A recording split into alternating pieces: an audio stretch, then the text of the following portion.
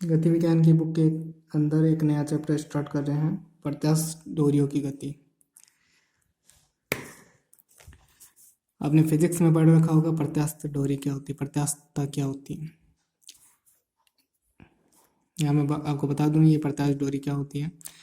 जैसे रबड़ हुआ, ठीक है, यानी ऐसी डोरियाँ जिनको अपन खींचें तो खींचने से उनमें एक तनाव उत्पन्न हुए और वो तनाव उस डोरी को पुनः उसी आकृति में बदल दें, उसी आकृति में वापस ले आए, तो ऐसी डोरियाँ क्या कहलाती है, प्रत्यास्थ डोरियाँ कहलाती है। अब प्रत्यास्थ डोरी की गति, इसका मतलब क्या है, हम एक प्रत्यास्थ डोरी लेंगे और उसके नीचे एक कण बांधेंगे, एक भारी पिंड बांधेंगे, फिर हम उसे खींच के छोड़ देंगे, जिससे कारण वो एक गति करना प्रारंभ कर देगी और उसी गति के बारे में हमें इस चैप्टर में पढ़ना है। इसके लिए पहले आपको हुक का नियम समझना होगा। हुक का नियम प्रत्यास्थ डोरियों के लिए बना है। हुक के नियम के अनुसार क्या है कि किसी प्रत्यास्थ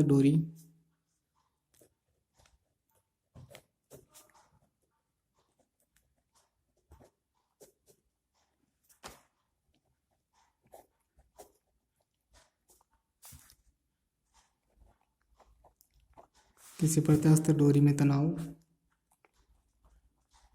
उसकी लंबाई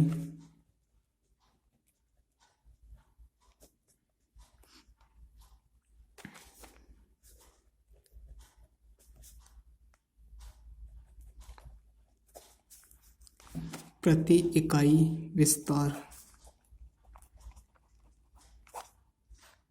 के समानुपाती होता है।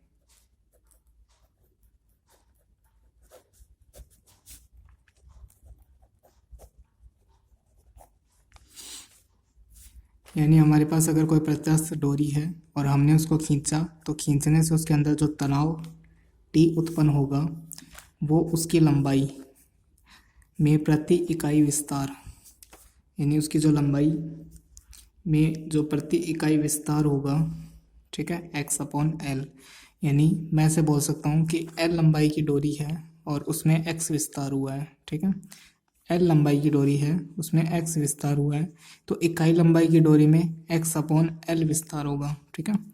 तो उसी को लिखा है अपन ने के समानुपाती है, के समानुपाती है। इस समानुपात निशान को हटाकर अपन एक कांस्टेंट जोड़ देते हैं लैम्डा x/L, और लैम्डा यहाँ पर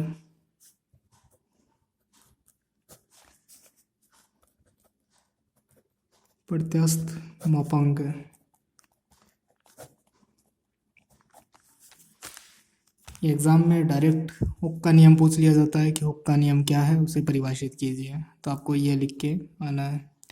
अब देखिए जितना मैं विस्तार बढ़ाता जाऊंगा, यानी डोरी की लंबाई तो L है, साधारण अवस्था में डोरी की लंबाई L है, फिर जब अपन उसे खींचेंगे तो उसके अंदर जो अतिरिक्त विस्तार हुआ है वो x है।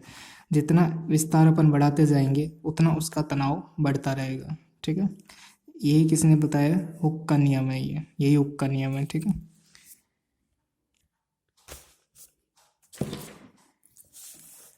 इसके बाद देखिए जो ये प्रत्यास्थ डोरी की हम जो बात कर रहे हैं, इसकी गति या तो हॉरिजेंटल हो सकती है, जैसे हमने किसी मेज पर एक प्रत्यास्थ डोरी को एक सिरे से बांध दिया और दूसरे सिरे पर हमने एक थोड़ा भारी कण बांध दिया, फिर भारी कण को अपन खींच के जब छोड़ेंगे तो वो उस जिस बिंदु पर वो बंधी हुई है डोरी उसके इर्द गिर्द मोशन करने लगेगी। तो इस टाइप की जो मोशन होगा वो क्या होगा, हॉरिजेंटल मोशन होगा। यही एक काम अपन ये भी कर सकते हैं कि जो डोरी है उसे छत की जो दीवार है उससे सीलिंग से बांध दें और उसके नीचे एक भारी कण, फिर भारी कण को और नीचे की तरफ खींचते हुए फिर छोड़ दें अपन, तो वो जो मोशन होगा वो अप डाउन की तरह होगा और मतलब वर्टिकल मोशन हो जाएगा। तो इस वाले चैप्टर में हमें दो तरह के मोशन पढ़ने हैं प्रत्यास्थ डोरी को लेते हुए, ठीक है। जो इलास्टिक स्ट्रिंग है उसको लेते हुए हमें दो तरह के मोशन पढ़ने हैं, एक तो हॉरिजेंटल और एक वर्टिकल, ठीक है। तो पहले देखिए हॉरिजेंटल मोशन, ये प्रत्यास्थ डोरी की क्षैतिज गति।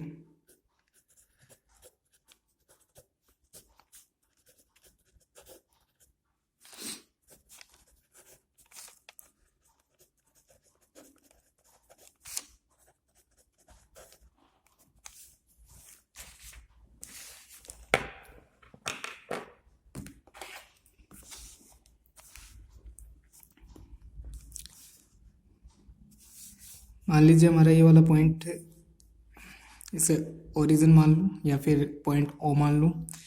इस पॉइंट से हमने एक डोरी को बांधा। ये डोरी जिसकी लेंथ एक बार अपन स्मॉल ए मान लेते हैं।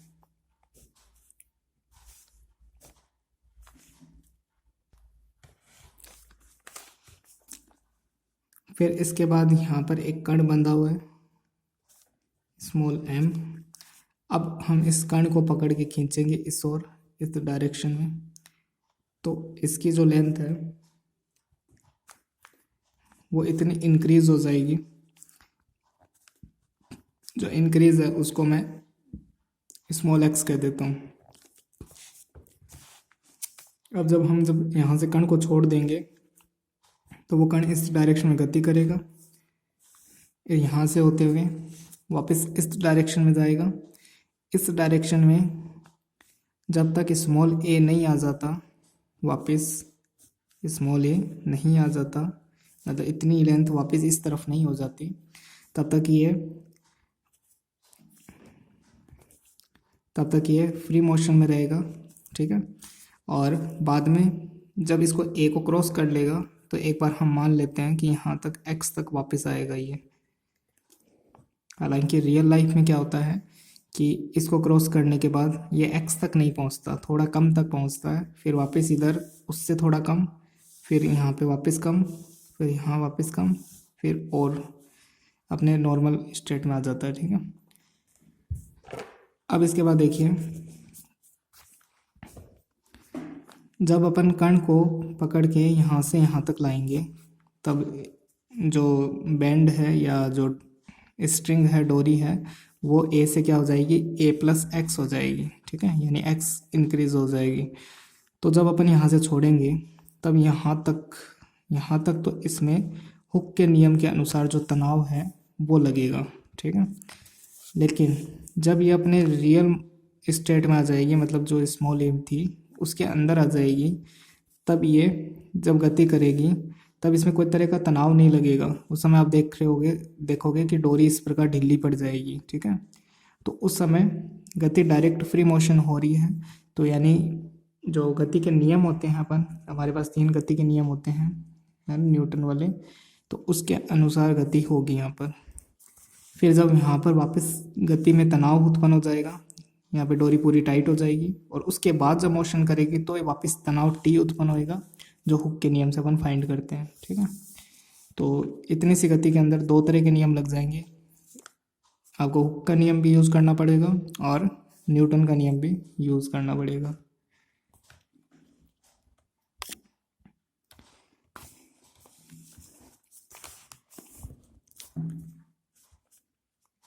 अब मैं इस गति के समीकरण लिख देता हूँ एक बार। गति की समीकरण, जो भी गति की समीकरण होती है वो हमें एक्सलेशन देती है। ठीक है। जैसे अभी पिछले चैप्टर में आपने देखा होगा कि जो गति की समीकरण लिखते हैं उससे हमें त्वरण का मान मिलता है, और त्वरण का फिर हम समाकलन करते हैं तो वेलोसिटी, और वेलोसिटी का इंटीग्रेशन करते हैं तो हमें डिस्टेंस मिल जाती है। ठीक है। तो यहाँ पे गति की जो समीकरण है, इक्वेशन ऑफ मोशन लिखेंगे अगर अपन, तो देखो mx डबल डॉट, यानी इसका जो गति इस तरफ लगेगी। ठीक है, मतलब जो तनाव है वो उसको एडजस्ट करेगा, तनाव T। अब एक बार दोनों में जो रिलेशन है, यहाँ पे बीच में प्लस लगेगा या माइनस लगेगा, उसे अच्छी तरह समझ लीजिए। मान लो मैंने कण को यहाँ से छोड़ दिया, कण यहाँ से होता हुआ यहाँ तक पहुँच गया। ठीक है। फिर जब इस वाले पॉइंट को पार करके निकल जाएगा तो गति तो इस दिशा में हो रही है, लेकिन जो तनाव क्रिएट होगा वो तनाव इस दिशा में होगा, इसको वापस खींचने लगेगा वो। ठीक है। तो मोशन यानी mx डबल डॉट, यानी त्वरण तो इस दिशा में हो रहा है और जो तनाव t है वो इस दिशा में है, तो दोनों यानी विपरीत दिशा में है। तो यानी ये जो तनाव T है वो इसको सपोर्ट नहीं करता, अगर सपोर्ट करता तो ये पॉजिटिव हो जाता, यानी दोनों एक ही दिशा में होते तो ये पॉजिटिव हो जाता। अब देखिए T के बारे में भी हमने पढ़ा था, क्या है तनाव T। तनाव T ऐसे निकाला जाएगा, lambda x upon L. L क्या है, डोरी की लंबाई, एक्स क्या है हमारे पास, यानी एक्स तो एक्स है, और एल क्या है हमारे पास, ए है। और मैं यहाँ से अगर एक्स डबल डॉट निकालूं या एक्स को थोड़ा यहाँ पे साइड में लिख दूं, तो ये जो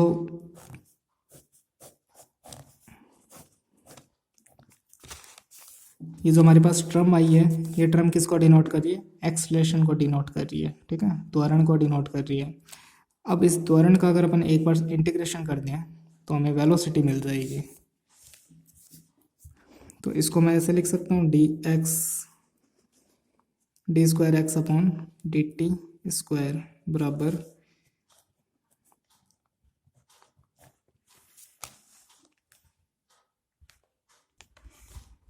और इसको हम D V upon D X लिख सकते हैं।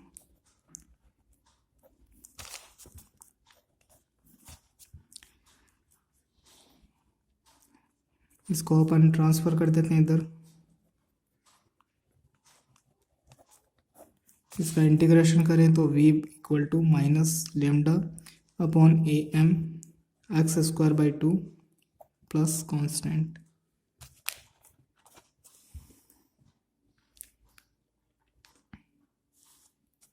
एक सेकेंड, ये v D V upon D X होता है। अगर D V upon D T लिखता तब D V upon D T लिखते हैं, और v D V upon D X, ठीक है।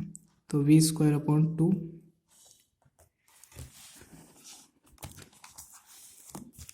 अब सपोज कीजिए कि मैंने किसी कण को यहाँ से पकड़कर उसे जो मैक्सिमम पॉइंट है वहाँ बी तक उसे खींचकर ले गया, ठीक है।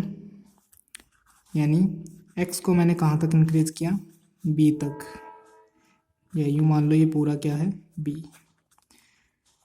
तो जब मैं यहाँ से इसको छोड़ूंगा तो उस तरफ भी ये बी तक जाएगा, और बी पे जाके एक क्षण के लिए रुक जाएगा, और रुककर वापस अपनी डायरेक्शन चेंज करेगा और इस डायरेक्शन में गति करना स्टार्ट कर देगा। तो यानी बी पर मैं क्या कह सकता हूँ कि जब एक्स का मान बी हो जाता है तो उस समय वेलोसिटी क्या हो जाती है, ज़ीरो हो जाती है।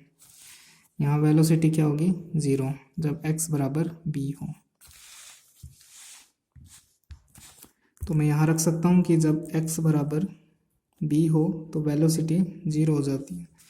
तो x बराबर b और वेलोसिटी ज़ीरो हो जाती है, और मुझे c1 का मान चाहिए यहाँ पर। तो c1 इक्वल टू लेमडा, ये उधर चला जाएगा, ए एम और अपॉन में 2b है, और x की जगह b स्क्वायर। तो यहाँ से c1 की वैल्यू आ गई, c1 की वैल्यू यहाँ पुट कर दो।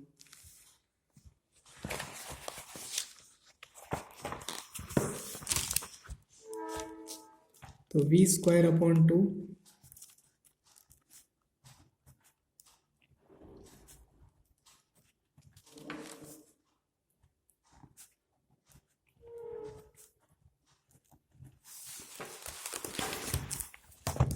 c1 की वैल्यू पुट कर दिया हमने, और तीनों के अंदर 2 कॉमन आके कट जाएगा, ठीक है। तो यहाँ वी स्क्वायर इक्वल टू हो जाएगा लेमडा ए एम कॉमन आ रहा है, B square minus X square, या फिर रूट तो अगली बार कर देंगे इसका, ठीक है। अब रूट कर दो इसका,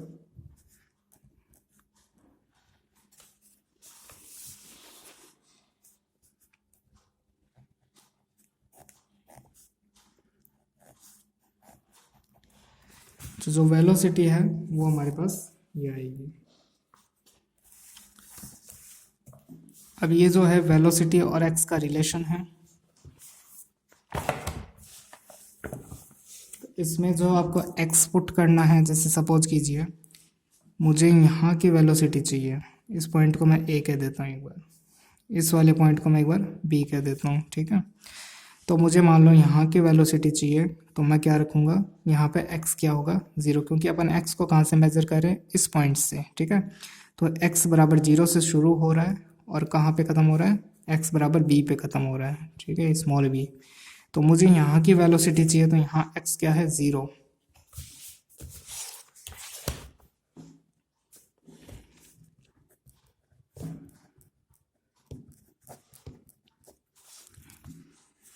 x तो हम 0 रख देंगे, तो v क्या हो जाएगा, वेलोसिटी ऑफ ए हो जाएगा, ए पॉइंट पर वेलोसिटी, तो lambda A upon A M root X zero रख रहे हैं तो बी स्क्वायर का रूट बी हो जाएगा। तो ए पॉइंट पर वेलोसिटी कितनी है, इतनी है।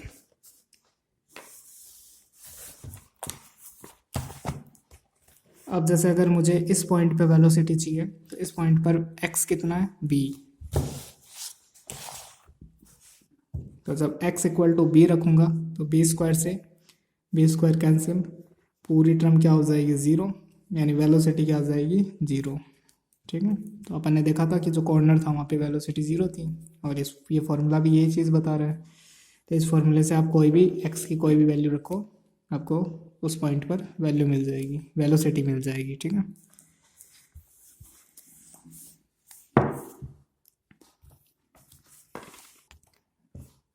अब इसके बाद जो मोशन होगा, यानी यहाँ आते रस्सी ढीली पड़ जाएगी इस टाइप से। ठीक है, उसके बाद फ्री मोशन होएगा, यानी कोई एक्सलेशन नहीं होगा, और जो कण का वेग था वी ए, उसी कण से वो यहाँ, उसी वेग से वो यहाँ से यहाँ तक कण वेग गति करता रहेगा, और जब यहाँ पे आ जाएगा उसके वापस बाद ये जो नियम है ये वापस अप्लाई हो जाएगा, हुक का नियम। ठीक है, अब इससे कुछ जुड़े हुए क्वेश्चन वगैरह वो कल करते हैं, अगली क्लास में देखते हैं। ठीक है।